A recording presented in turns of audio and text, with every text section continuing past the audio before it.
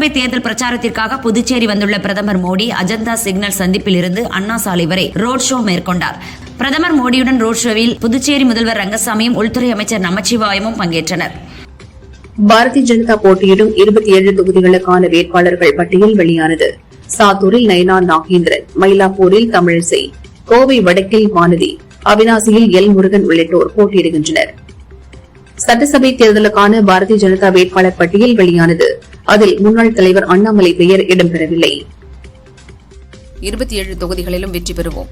வேட்பாளராக அண்ணாமலை தேர்வாகாதது தலைமையின் முடிவு. தலைமை என்ன சொல்கிறார்களோ அதை நாங்கள் செய்வோம் என நயனா நாகேந்திரன் கூறினார். அனுபவம் வாய்ந்த வேட்பாளர்களுக்கு இம்முறை வாய்ப்பு வழங்கப்பட்டுள்ளது. அனைத்து பாஜக வேட்பாளர்களும் நிச்சயம் வெற்றி பெறுவார்கள் என பியூஷ் கோயல் தெரிவித்துள்ளார். அர்ப்பணிப்புடன் கூடிய செயல் வீரரான அண்ணாமலை தேர்தலில் போட்டியிட விரும்பவில்லை. தமிழகம் முழுவதும் தேர்தல் பணியாற்ற அவர் விரும்புகிறார் என பியூஷ் கோயல் தெரிவித்தார்.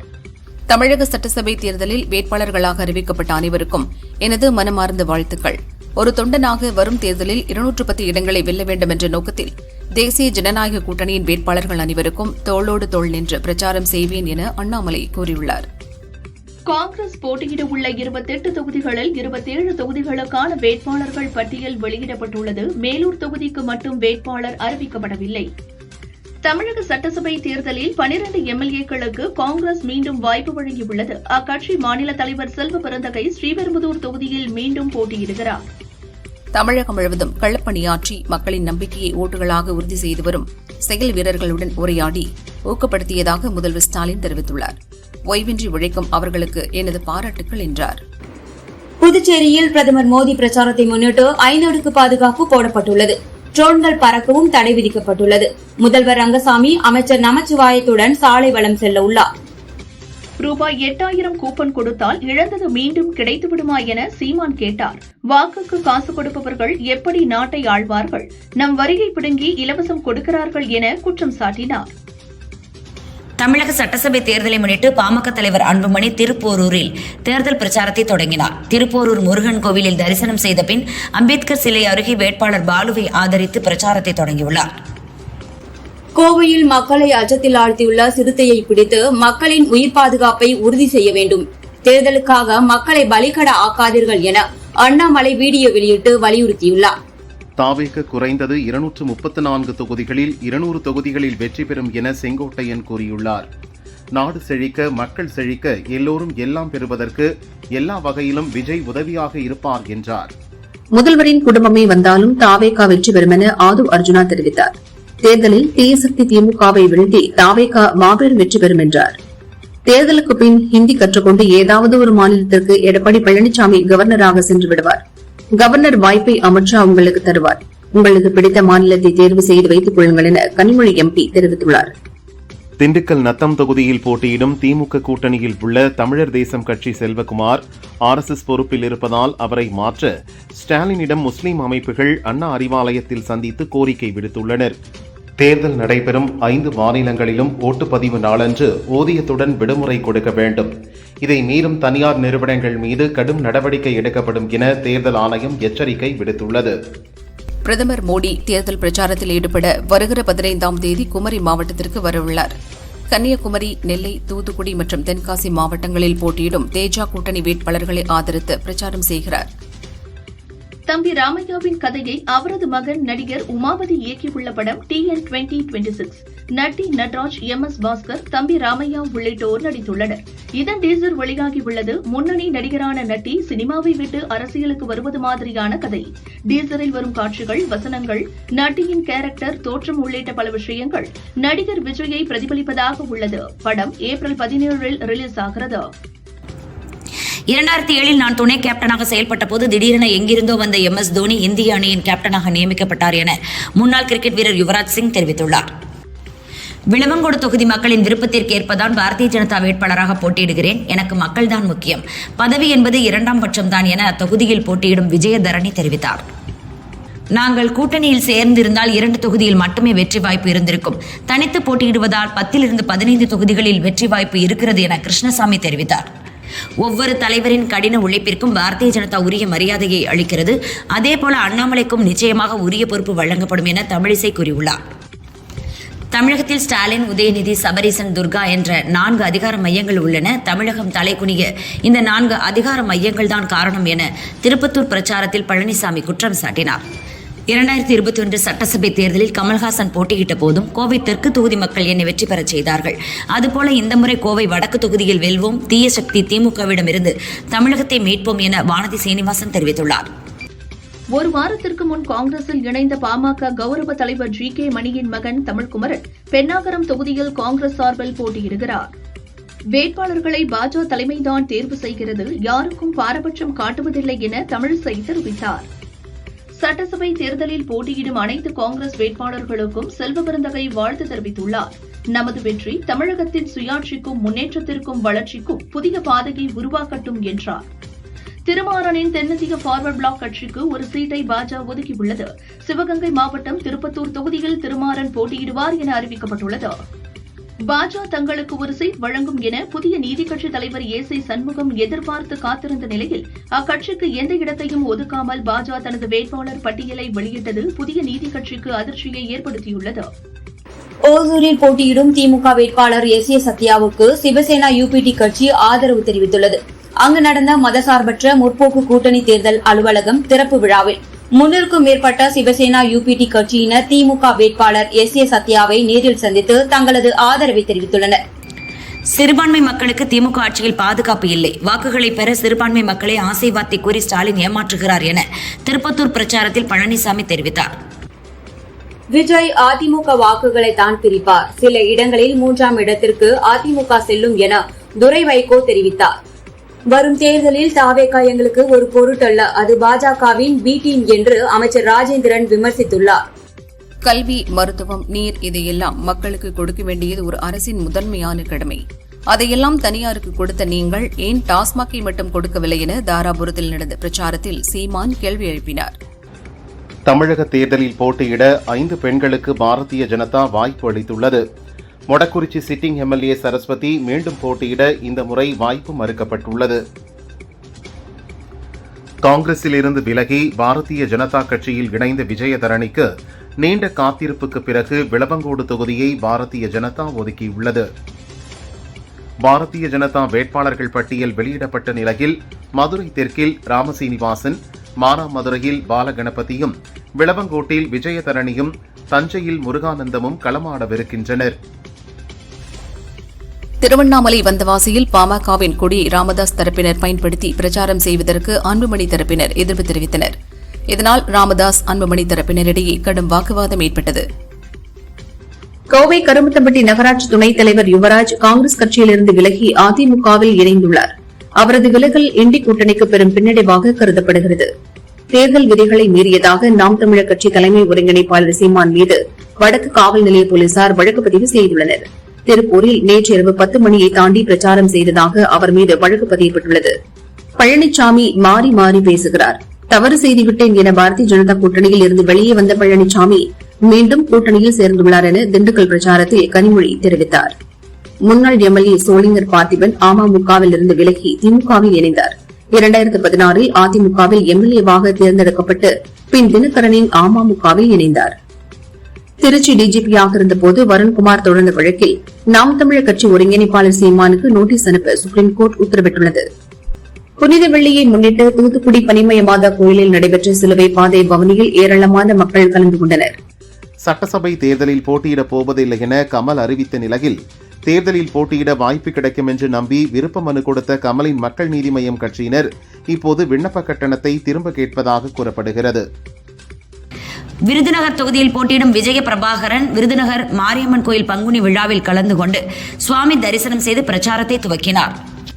பிரதமர் மோடியின் வருகையை ஒட்டி சென்னையில் பாரதிய ஜனதா மாநில தலைவர் நயினார் நாகேந்திரனுடன் மத்திய இணையமைச்சர் எல் முருகன் ஆலோசனை நடத்தினார். பாரதிய ஜனதாவை விட மோசமான மத அரசியல் செய்கிறார் விஜய் என கருணாஸ் கடும் குற்றம் சாட்டியுள்ளார். இத்தனை நாட்கள் மத அடையாளம் காட்டாத விஜய் தற்போது காட்டுவது ஏன் என கேட்டார். அரசியல் வேறு, திரைப்படத்துறை வேறு என வரலாற்றில் நிரூபிக்கப்பட்டுள்ளது. இதுவரை யாராவது தன் மனைவி, தந்தை, தாய்க்கு கடன் கொடுத்ததை பார்த்தது உண்டா? இப்படி ஒரு அரசியல் கூத்து தமிழகத்தில் நடக்கிறது என விஜயை கம்யூனிஸ்ட் கட்சி முத்தரசன் விமர்சித்துள்ளார். சுயேட்சையாக வேட்புமனு தாக்கல் செய்த தஞ்சை மாவட்ட பாஜக துணைத் தலைவர் முரளிதரனை கட்சியில் இருந்து அதிரடியாக நீக்கி மாநில தலைவர் நயினா நாகேந்திரன் அறிவித்துள்ளார். பெரம்பலூர் குன்னம் தொகுதியில் சிறுவர்களை பிரச்சாரத்திற்கு பயன்படுத்தி தேர்தல் விதிமீறலில் ஈடுபட்டதாக ஆலத்தூர் ஒன்றிய தாவேக நிர்வாகி தர்மேந்திரன் மீது வழக்கு பதிவு செய்யப்பட்டுள்ளது. 2G வழக்கு திமுக முதல் குடும்பம் பற்றி ராசா பேசியதாக யூடியூபர் மாரிதாஸ் ஆடியோ வெளியிட்டிருந்தார். இது தமிழக அரசியலில் பெரும் பரபரப்பை கிளப்பியது. இந்த நிலையில் மாரிதாஸ் உடனடியாக பொதுவெளியில் மன்னிப்பு கேட்க வேண்டும் என ராசா வக்கீல் நோட்டீஸ் அனுப்பியுள்ளார். சென்னையில் பிரதமர் மோடி நடத்தும் ஆலோசனைக் கூட்டத்தில் கட்டாயம் பங்கேற்க அண்ணாமலைக்கு அழைப்பு. இதனால் கேரளாவிலிருந்து சென்னை விரைகிறார் அண்ணாமலை. திருச்சி லால்குடி தாவேக வேட்பாளரின் உறவினர் வீட்டில் தேர்தல் பறக்கும் படையினர் நடத்திய சோதனையில் உரிய ஆவணங்களின்றி வைக்கப்பட்டிருந்த 50 லட்சம் ரூபாய் பணம் பறிமுதல் செய்யப்பட்டது. திருச்சி ஸ்ரீரங்கத்தில் வெற்றி பெற்றால் தமிழகத்தில் ஆட்சி அமைப்பதற்கு சமம் என அமைச்சர் நேரு தெரிவித்தார். கூட்டணியில் சிறிய கட்சிகளாக இருந்தாலும் அவர்களது களப்பணி மிகவும் அவசியமானது என்றார். கடந்த 30ஆம் தேதி பெரம்பூரில் விஜய் தாக்கல் செய்த வேட்புமனுவில் தன் மீது எந்த குற்ற வழக்குகளும் இல்லை என்று கூறியிருந்தார். அதே நேரம் திருச்சி கிழக்கில் அவர் தாக்கல் செய்த மனுவில் தன் மீது 2 வழக்குகள் இருப்பதாக கூறியுள்ளதால் சர்ச்சை வெடித்துள்ளது. கோவை மாவட்டம் பெரியநாயக்கன்பாளையம் அருகே கடந்த 20 நாட்களாக சிறுத்தை ஒன்று உலா வருகிறது. அதை பிடிக்க வனத்துறையினர் நடவடிக்கை எடுக்க வேண்டும் என அண்ணாமலை கோரிக்கை வைத்துள்ளார். தேர்தலில் 1 லட்சம் வாக்குகள் வித்தியாசத்தில் வெற்றி பெறுவது உறுதி என அமைச்சர் மகேஷ் தெரிவித்தார். வளர்ச்சி திட்டங்கள் கடந்த காலங்களில் தொகுதிக்கு செய்த நற்பணிகளே அதற்கு காரணம் என்றார். திமுக கூட்டணியில் உள்ளவர்கள் அழுது கொண்டே சிரிக்கிறார்கள். வைகோ திருமாவளவனை குறிப்பிட்டு EPS விமர்சனம். ஸ்டாலின் வேண்டுமென்றால் தமிழக முதல்வராக இருக்கலாம். ஆனால் தருமபுரியை அதிமுக பாமக தான் ஆண்டது. 2021 மிகப்பெரிய வெற்றியை தந்துள்ளீர்கள். தருமபுரி அதிமுகவின் கோட்டை என EPS கூறியுள்ளார். திருச்சியில் தவறி விழுந்த போலீஸ் மீது பாதுகாப்பு வாகனம் ஏறியுள்ளது. அவருக்கு தேவையான அனைத்து உதவிகளையும் தேர்தல் முடிந்த பிறகு முழுமையாக செய்வோம். தற்செயலாக நடந்த விபத்து. இதற்காக வருந்துகிறோம் என தாவேகா நிர்வாகி நிர்மல்குமார் கூறினார். வேட்பாளர் பட்டியலை இறுதி செய்ய சென்னை கமலாலயத்தில் இன்று காலை பாஜக மையக்குழு கூட்டம் நடைபெறுகிறது. இதில் மத்திய அமைச்சர் பியூஷ் கோயல் கலந்து கொள்கிறார். எனது பெற்றோர் எனக்கு வைத்த பெயர் கருணாநிதி. அதைதான் நான் கருணாஸ் என மாற்றினேன். முன்னாள் முதல்வர் கருணாநிதி செய்த சாதனைகளை இனி யாராலும் நிரப்ப முடியாது என முக்குளத்தூர் புலிப்படை தலைவர் கருணாஸ் கூறினார். துணை முதல்வர் உதயநிதி ஸ்டாலின் தான் போட்டியிடும் சேப்பாக்கம் திருவல்லிக்கேணி தொகுதியில் இன்று காலையில் வீடு வீடாக சென்று பிரச்சாரம் செய்தார். அரசியலுக்கு புதிதாக வந்திருக்கும் விஜய் தன்னை அடையாளப்படுத்துவதற்காக மாபெரும் இயக்கங்களை தாக்கி பேசினால் ஒரு அங்கீகாரம் கிடைக்கும், எல்லோரிடமும் பேசும் பொருளாக இருக்கும் என நினைக்கிறார். அதுதான் மார்க்கெட் டெக்னிக் என நடிகையும் அதிமுக நிர்வாகியுமான கௌதமி கூறியுள்ளார். NCERT நிறுவனத்திற்கு நிகர்நிலை பல்கலைக்கழக அந்தஸ்தை UGC வழங்கியுள்ளது. இதன் மூலம் இனி NCERT தனது பெயரிலேயே இளநிலை, முதுநிலை, முனைவர் பட்டங்களை வழங்க அதிகாரம் பெறுகிறது. பள்ளி பாடத்திட்டங்களை வடிவமைப்பதோடு மட்டுமல்லாமல் உயர்கல்வியிலும் புதிய படிப்புகளை NCERT இனி தொடங்க முடியும். மேற்குவங்க தேர்தலை ஒட்டி இதுவரை இல்லாத அளவாக 2,40,000 மத்திய துணை ராணுவப் படையினர் பாதுகாப்பு பணியில் ஈடுபடுத்தப்பட்டுள்ளனர். கடந்த பார்லிமென்ட் தேர்தலின் போது 92,000 பேர் பாதுகாப்பு பணியில் இருந்தது குறிப்பிடத்தக்கது. மத்திய பிரதேச மாநிலம் ததியா தொகுதி காங்கிரஸ் MLA ராஜேந்திர பாரதி வங்கி மோசடி வழக்கில் குற்றவாளி என தீர்ப்பளிக்கப்பட்டதை தொடர்ந்து அவரது MLA பதவி பறிக்கப்பட்டுள்ளது. அந்நிய செலாவணி மேலாண்மை சட்டத்தின் கீழ் திமுக MP ஜெகத் ரட்சகனுக்கு தொடர்புடைய நிறுவனத்தின் சொத்துக்களை அமலாக்கத்துறை பறிமுதல் செய்த உத்தரவை சுப்ரீம் கோர்ட் ரத்து செய்து உத்தரவிட்டுள்ளது. புனித வெள்ளி இயேசு கிறிஸ்துவின் தியாகத்தை நமக்கு நினைவூட்டுகிறது. இந்நாள் நல்லிணக்கம், கருணை மற்றும் மன்னிப்பு ஆகிய நேர்மைகளை மேலும் வாழப்படுத்தட்டும். சகோதரத்துவமும் நம்பிக்கையும் நம் அனைவரையும் வழிநடத்தட்டும் என பிரதமர் மோடி கூறியுள்ளார். ஒரு கொலை குற்றவாளியை கூட திருத்துவதற்கு வாய்ப்பு உள்ளது.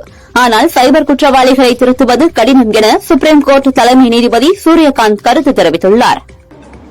1890களில் மறைந்த ஓவியர் ரவி வர்மாவால் வரையப்பட்ட யசோதை மற்றும் கிருஷ்ணரின் அபூர்வ ஓவியம் மும்பையில் 167 கோடி ரூபாய்க்கு ஏலம் போனது. கடந்த ஆண்டு நடந்த ஏலத்தில் MF ஹுசைனின் பெயரிடப்படாத ஓவியம் 118 கோடிக்கும் மேல் விற்பனையாகி சாதனை படைத்தது குறிப்பிடத்தக்கது. புதுச்சேரியில் தேர்தல் பிரச்சாரம் செய்வதற்காக பிரதமர் மோடி இன்று மாலை 3:20 மணிக்கு சென்னை வருகிறார். பின்னர் விமான நிலையத்திலிருந்து ஹெலிகாப்டரில் புதுச்சேரி செல்கிறார். சிவகங்கை மாவட்டம் கொல்லங்குடி அருகே அரியாக்குறிச்சியில் வெட்டுடையார் காளி கோயிலில் பங்குனி திருவிழா தேரோட்டம் இன்று சிறப்பாக நடந்தது. ஓம் சக்தி பராசக்தி கோஷம் எழுப்பி பக்தர்கள் வழிபட்டனர். திருவாரூர் வெள்ளமல் பதஞ்சலி மனோகரா கோயிலில் பங்குனி வெள்ளிக்கிழமையை முன்னிட்டு மதுர பாஷினி அம்பாளுக்கு சிறப்பு பூஜை மற்றும் மகாபிஷேகம் நடைபெற்றது. இவ்வழிபாட்டில் ஏராளமான பக்தர்கள் கலந்து கொண்டனர்.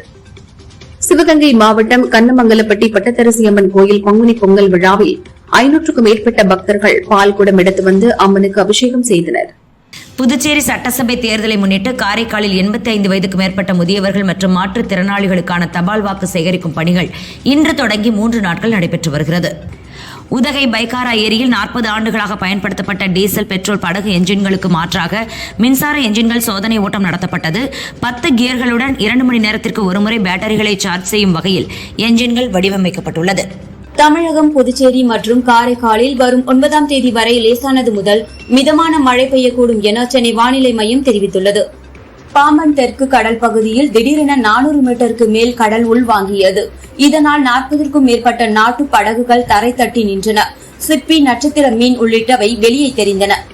திமுக எம்பி ஆர் ராசா தொடர்பான ஆடியோ வெளியாகி பெரும் பரபரப்பை ஏற்படுத்தியிருக்கும் நிலையில் அது பற்றி முதல்வர் ஸ்டாலின் விளக்கமளிக்க வேண்டும் என்று பாரதிய ஜனதா தலைமை செய்தி தொடர்பாளர் நாராயணன் திருப்பதி வலியுறுத்தியுள்ளார். புதுச்சேரி பிரச்சாரத்திற்கு பிரதமர் மோடி வருவதை முன்னிட்டு பல்லாவரம் வார சந்தை மூடப்பட்டது. பாதுகாப்பு காரணங்களுக்காக இந்த நடவடிக்கை எடுக்கப்பட்டுள்ளது. தேனி போடி நாயக்கனூரில் போட்டியிடும் பன்னீர்செல்வம் தேர்தல் அலுவலகத்தை பூமி பூஜை செய்து தேர்தல் பணியை தொடங்கி வைத்தார். இதில் அவரது மகன் ரவீந்திரநாத் மற்றும் கட்சி பிரமுகர்கள் பங்கேற்றனர். திருச்செந்தூர் கோயில் பகுதியில் கடல் நீர் சுமார் 60 அடி தூரம் உள்வாங்கியது. பாசி படர்ந்த பச்சை நிற பாறைகள் வெளியே தெரிந்த போதிலும் பக்தர்கள் வழக்கம் போல கடலில் புனித நீராடினர். தூத்துக்குடி மாவட்டத்தின் 29வது கலெக்டராக விஷ்ணு மகாஜன் இன்று பொறுப்பேற்றுக் கொண்டார். மக்கள் 100% வாக்குப்பதிவு செய்ய வலியுறுத்தினார். ராமநாதபுரம், நாகையில் இடியுடன் மிதமான மழை பெய்ய வாய்ப்பு என வானிலை ஆய்வு மையம் தெரிவித்துள்ளது. மேலும் தமிழகத்தின் சில பகுதிகளில் மிதமான மழைக்கு வாய்ப்பு என கூறியுள்ளது. மேட்டூர் அணைக்கான நீர்வரத்து 1100 கன அடியிலிருந்து 2800 கன அடியாக அதிகரித்துள்ளது. அணையில் இருந்து நீர் திறப்பு 1200 அடியாக நீடிக்கிறது. தங்கம் விலை சவரனுக்கு 800 ரூபாய் உயர்ந்து 1,11,800 ரூபாய்க்கு விற்பனையாகிறது. கிராமுக்கு 100 ரூபாய் உயர்ந்து 13,850 ரூபாய்க்கு விற்பனை செய்யப்படுகிறது. வெள்ளி விலை மாற்றமின்றி 1 கிராம் 255 ரூபாய்க்கு விற்கப்படுகிறது. கோவை ஏர்போர்ட் அருகே உள்ள புனித செபஸ்தியார் சர்ச்சில் இயேசு நற்கருணை மற்றும் குருத்துவதமை ஏற்படுத்திய நாளையொட்டி பாதம் கழுவும் நிகழ்வு நடைபெற்றது. ஸ்பெஷல் சில்ட்ரன் பாதங்களை தேவாலயத்தின் பங்கு தந்தை லாரன்ஸ் கழுவி செபித்தார். கோவை வெள்ளையங்கிரி 5வது மலைகள் ஏறும்போது மயங்கி விழுந்து தருமபுரியை சேர்ந்த முகேஷ்குமார் உயிரிழந்தார். நடப்பு ஆண்டில் மட்டும் வெள்ளையங்கிரி மலைகள் ஏற்படும் உயிரிழப்பு 4ஆக உயர்ந்துள்ளது. எழும்பூர் ரயில் நிலைய மறுசீரமைப்பு பணிகள் கடந்த பிப்ரவரி 20 முதல் தொடங்கி நடைபெற்று வந்தன. தற்போது நடைமேடை பணிகள் நிறைவடைந்ததால் இன்று முதல் மின்சார ரயில் சேவைகள் சீரானது. சட்டசபை தேர்தலை முன்னிட்டு ஏப்ரல் 9ஆம் தேதி புதுச்சேரியில் உள்ள நீதிமன்றங்களுக்கு விடுமுறை விடப்பட்டுள்ளது. இந்தியாவில் 2 மாதங்களுக்கு போதுமான அளவு கச்சா எண்ணெய் கையிருப்பு உள்ளது என மத்திய பெட்ரோலிய அமைச்சகம் தெரிவித்துள்ளது. கடும் எரிசக்தி தட்டுப்பாடு ஏற்பட்டுள்ளதால் பாகிஸ்தான் தலைநகர் இஸ்லாமாபாத் மற்றும் பஞ்சாப் மாகாணத்தில் அடுத்த 30 நாட்களுக்கு பொது போக்குவரத்துகள் இலவசமாக இயக்கப்படும் என அறிவிக்கப்பட்டுள்ளது. ஈரானின் ஏவுகணை மற்றும் ட்ரோன் தாக்குதல்களை எதிர்கொண்டு வருகிறோம். பொதுமக்கள் அனைவரும் பாதுகாப்பான இடங்களில் இருக்க வேண்டும் எனவும் மறு உத்தரவு வரும் வரை வெளியே வர வேண்டாம் எனவும் ஐக்கிய அரபு அமீரக அரசு எச்சரித்துள்ளது. வெளிநாடுகளில் இருந்து இறக்குமதி செய்யப்படும் காப்புரிமை பெற்ற மருந்துகள் மற்றும் அவற்றை உற்பத்தி செய்ய பயன்படுத்தப்படும் மூலப்பொருட்கள் மீது 100% வரி விதிக்கப்படும் என அமெரிக்க அதிபர் டிரம்ப் அறிவித்துள்ளார். அமெரிக்க அதிபர் டிரம்ப் தனது அட்டார்னி ஜெனரல் பாம் பவுண்டியை அதிரடியாக பதவியில் இருந்து நீக்கியுள்ளார். அவருக்கு பதிலாக டான் பிளான்ஸ் தற்காலிக அட்டார்னி ஜெனரலாக செயல்படுவார் என டிரம்ப் அறிவித்துள்ளார். இஸ்ரேலின் டெல் அவிவ் நகர் மீது ஏவுகணை மூலம் ஈரான் தாக்குதல். இதில் அப்பகுதியில் இருந்த ஒரு கட்டிடம் பலத்த சேதமடைந்துள்ளது. அமெரிக்காவும் இஸ்ரேலும் முழுமையாக சரணடையும் வரை போர் தொடரும் என ஈரான் ராணுவம் திட்டவட்டமாக தெரிவித்துள்ளது. ஈரானின் ராணுவ திறனை முழுமையாக மதிப்பிட அமெரிக்கா தவறிவிட்டதாகவும் ஈரான் விமர்சித்துள்ளது. ஈரானின் மத்திய பகுதியில் பறந்த அமெரிக்காவின் 2வது F-35 போர் விமானத்தை சுட்டு வீழ்த்தியதாக ஈரான் ராணுவம் அறிவித்துள்ளது. இலங்கையின் தென்மேற்கு கடல் பகுதியில் பதுக்கப்பட்டிருந்த ரூபாய் 500 கோடி மதிப்பிலான ஹெராயின் போதைப் பொருளை அந்நாட்டு கடற்படையினர் பறிமுதல் செய்தனர்.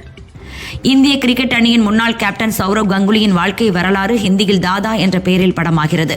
அவரது வேடத்தில் ராஜ்குமார் ராவ் நடிக்க விக்ரமாதித்யா மோத்வானே இயக்குகிறார். இதன் படப்பிடிப்பு கொல்கத்தா மைதானத்தில் துவங்கியது. அது பற்றி துவங்கியது ஒரே ஒரு தாதா என குறிப்பிட்டுள்ளார் ராஜ்குமார் ராவ். ரூபாய் 250 கோடி பெற்றுக்கொண்டு கேரளாவுக்கு வந்து விளையாடாமல் அர்ஜென்டினா கால்பந்து அணி ஏமாற்றிவிட்டதாக கேரள விளையாட்டுத்துறை அமைச்சர் அப்துல் ரஹ்மான் குற்றம் சாட்டியுள்ளார்.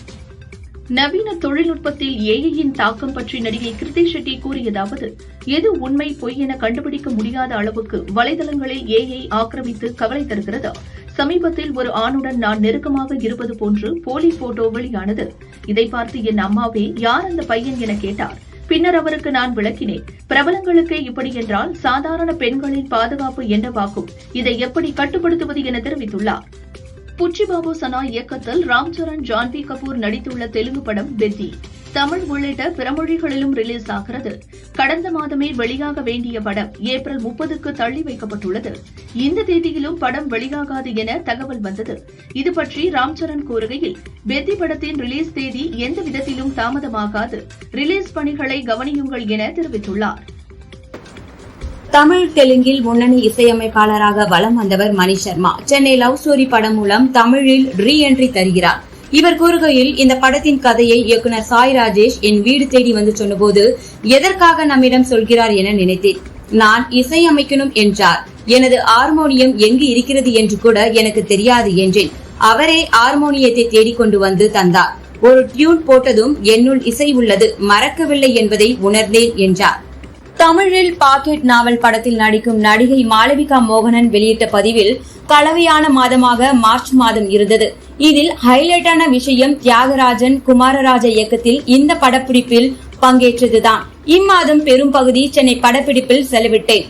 வேலை அற்புதமாக இருந்தாலும் வீட்டை விட்டு இவ்வளவு நாள் தள்ளி இருந்தது இல்லை. தனிமை என்னை உலுக்கியது. குடும்பத்தினர் 2 நாட்கள் வந்ததும் மகிழ்ச்சி கிடைத்தது.